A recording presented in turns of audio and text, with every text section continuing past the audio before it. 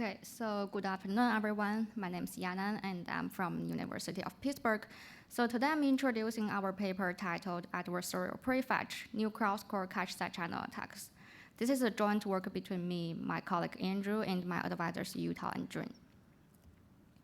So these days, more people start to use powerful remote servers, but outsourcing the data calculation to the cloud can raise some security concerns because we know the server is usually shared by multiple users.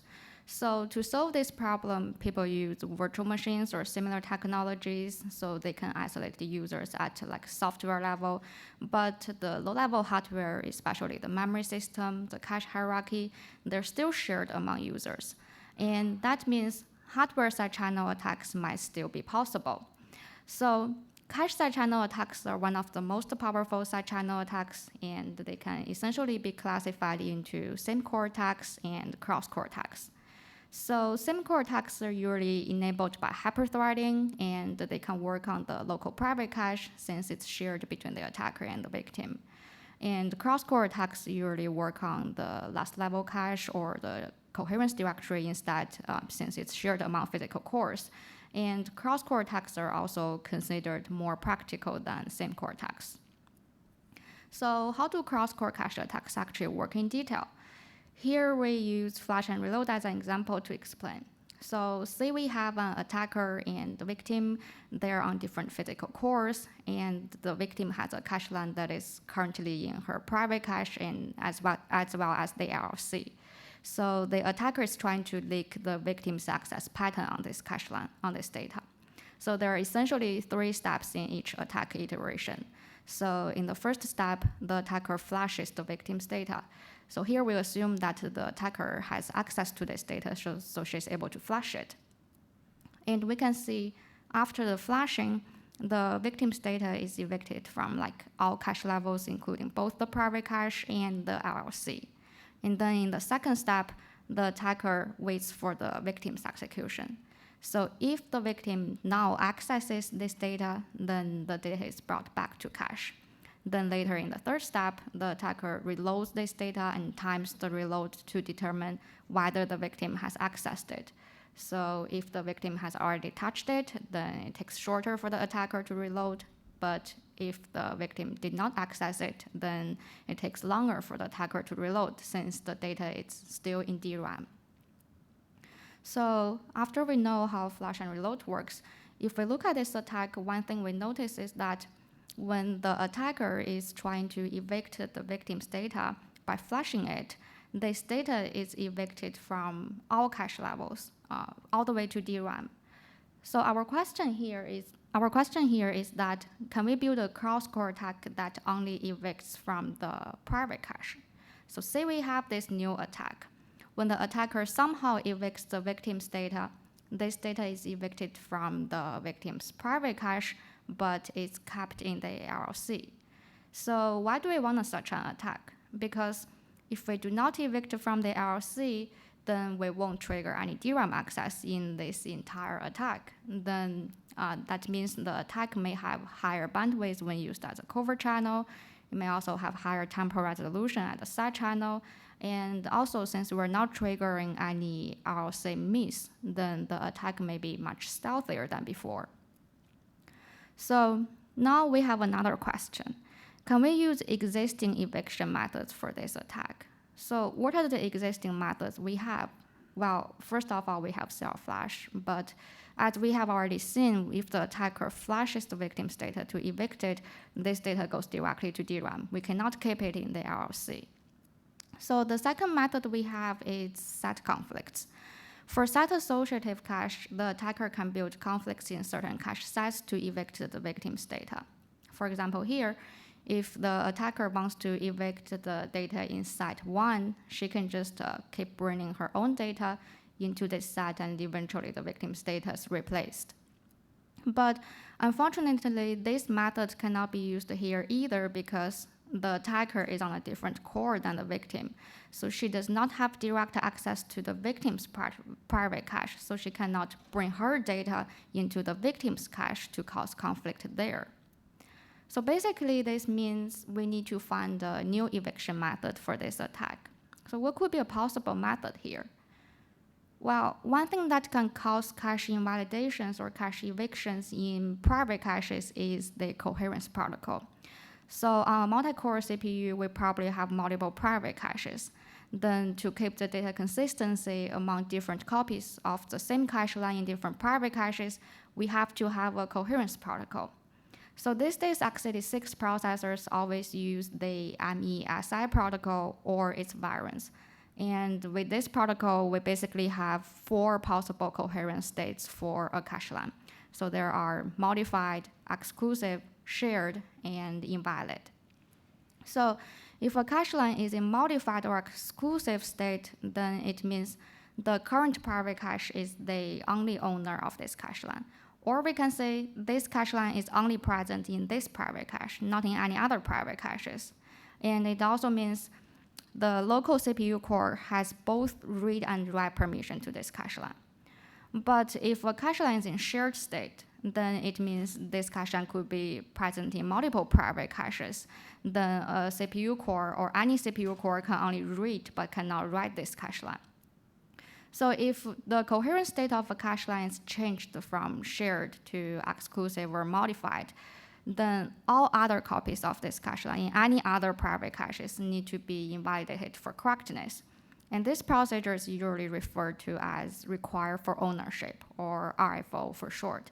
And this is actually what we want for this attack. But according to MESI, RFO should only happen upon writes. So if a CPU core is trying to write a cache line, then if the local private cache does not have the exclusive ownership, then it needs to first send signal to get exclusive ownership, and then the CPU core can write in the local private cache. But unfortunately, in most threat models, the attacker cannot write the victim's data. She can only read. So now we have another question that, can we actually cause RFO without writing the cache line? So basically, can we pretend that we will write this cache line so the coherence state is changed, but we don't actually write it? So one thing that caught our attention is data prefetching. So these days, x86 processors provide many prefetch instructions for programmers or compilers to use. And most of those instructions are there to accelerate future reads. So the only thing they do is they preload the data into a certain cache level. But Prefetch W is different. This instruction is actually to accelerate future writes. And like I explained earlier, for a write to happen, we not only need to bring the data into the private cache, we also need to change the coherence state.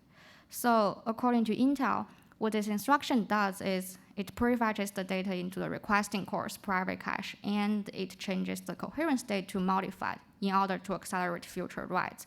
So basically, it does everything like a write instruction without actually changing the content of the data, without actually writing the cache line. And we tested this instruction on our local Intel desktop processors, and we found 2 very interesting properties of it. So first of all, although this instruction is to accelerate future writes, it actually works on read-only data. So this means even if the data is read-only according to the page table entry, when we execute Prefetch W on it, it still changes the coherence state to modified, meaning it still invalidates all other copies of this data in cache. And this is exactly what we want for this attack.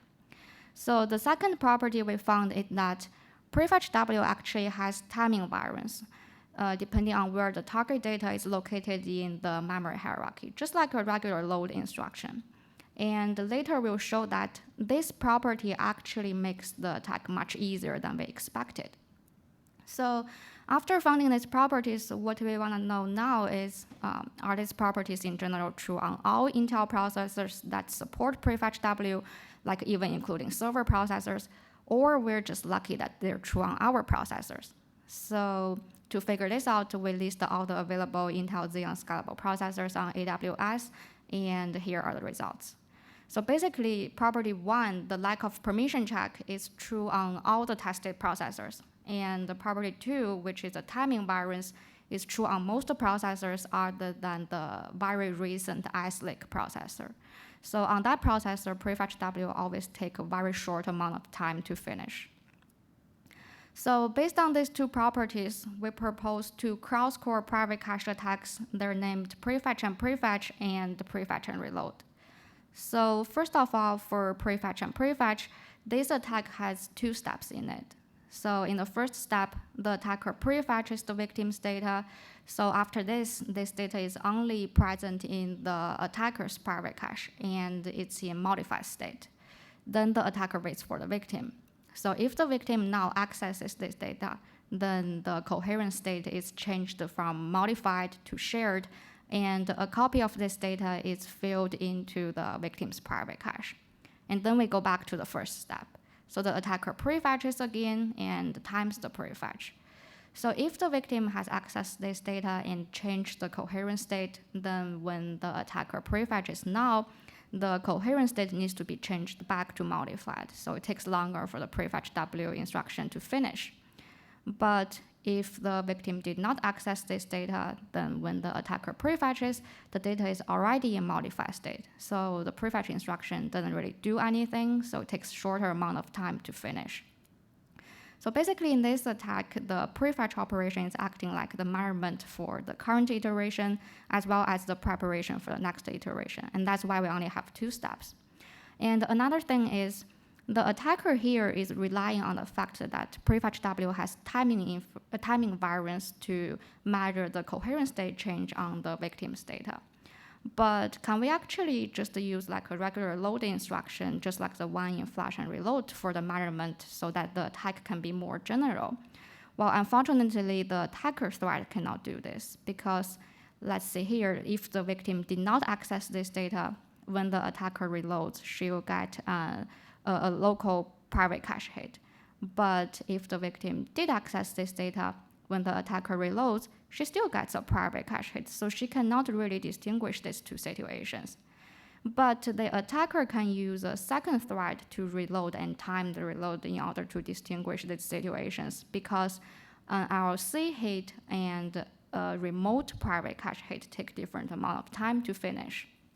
So based on this, we propose the second attack is called Prefetch and Reload.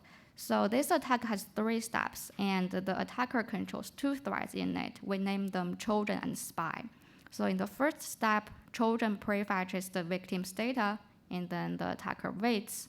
And then later in the third step, Spy reloads this data as well as time the reload operation. So if the victim has access to this data, then when Spy reloads, she gets an RLC hit. But if the victim did not access this data, when Spy reloads, she gets a remote private cache hit, which takes much longer to finish than an RLC hit. So basically, with controlling two threads, the attacker is able to build this attack without relying on the timing variance of Prefetch W. So now it comes to experiments. First of all, we evaluate the capacities of the proposed prefetch-based covert channels, assuming only one shared cache line between the attacker and the victim, and here are the results.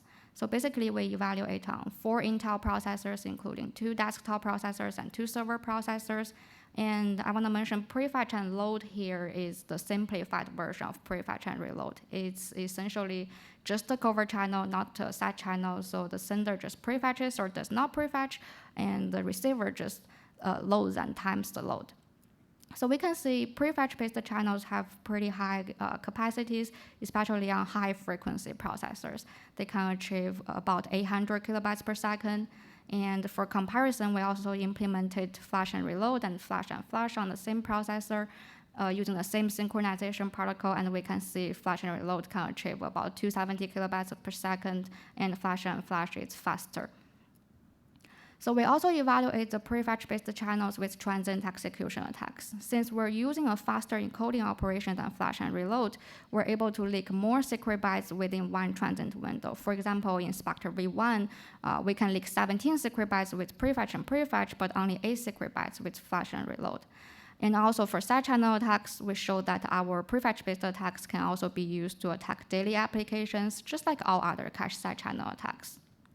So here's the contribution list. So first of all, we found the vulnerabilities in the implementation of Prefetch W, which are almost true on all Intel processors since Broadwell. And we propose a new eviction method for cache attacks. This is the first time cache coherence protocol is used for eviction. And we built 2 cross-core private cache side-channel attacks. They can work with both inclusive and non-inclusive LLCs. And we also built faster cache cover channels compared to the state-of-the-art, which can double the amount of leakage in Spectre V1 transient window.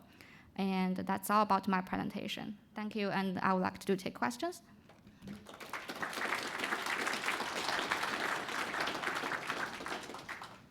Okay, until we have questions in the room, there was a question on the online. It's a bit old now, so I'll repeat the question. It asks, if we only evict from the private cache, wouldn't the attack be more noisy because timing difference between private cache and LLC is smaller than between LLC and DRAM? So yeah, there's less timing difference, but it's still like definitely enough for us to distinguish different cache events.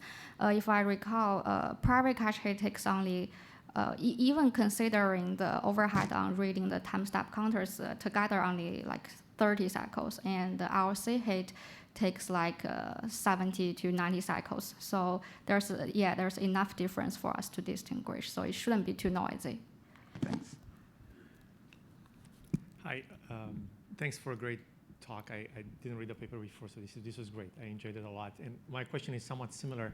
I was wondering, have you done any experiments with changing the course in which your attacker runs versus the victim? And have you noticed any timing differences by moving to some other course? Suddenly the timings change for you. Yeah, so it really depends on the chip topology. So right. like, if the core difference is, like if you're doing 2 cores that are far away, then a remote private cache hit takes longer to finish. But if the cores are close, it takes shorter to finish. But there's not like, maybe it's because I'm only using like 8-core CPU, so the amount of difference is not significant, like not enough to mix up different cache events. But yeah, there's some timing difference. No, I'm sure. I would imagine that the attack would work on all cores, but I was wondering whether you'd have to kind of calibrate your attack depending on which core you're running. Yeah, so we were actually trying to do like the lower bound, like right. what's the smallest difference, and it still works. So yeah. Can I ask another question? Have you looked at all at CPUs other than Intel's? We actually tested this attack on AMD too, and we believe that they have permission check on this instruction, because this instruction only has like it only changes the coherence when the data is writable. If it's read only, there's no effect on the data. Yeah. Thank you. Very nice. Thank you. Thank you. Okay. Another question. Have you reported this to Intel? What was the response if you did? So Intel, we reported this to Intel, and Intel believes this is still traditional cache side channel attacks, and they recommend using like constant time programming and software level mitigation. So yeah, they didn't put any embargo on us or anything. So yeah. I think my first question was already asked, that have you tested with other CPUs or not? Second question that I have is, what makes you believe that it works on non-inclusive cache design as well? Because I was under the impression that if it is inclusive, then it takes a lot of time for Prefetch to do all the eviction from the private and all those things. Yeah, we actually tested this on non-inclusive LLCs. So all the server processors we use, they have non-inclusive LLCs, and the attacks still work. And also, cache coherence protocol is like independent of the LLC inclusivity, so it shouldn't really make any difference. I see. Okay. Thank you. Thank you.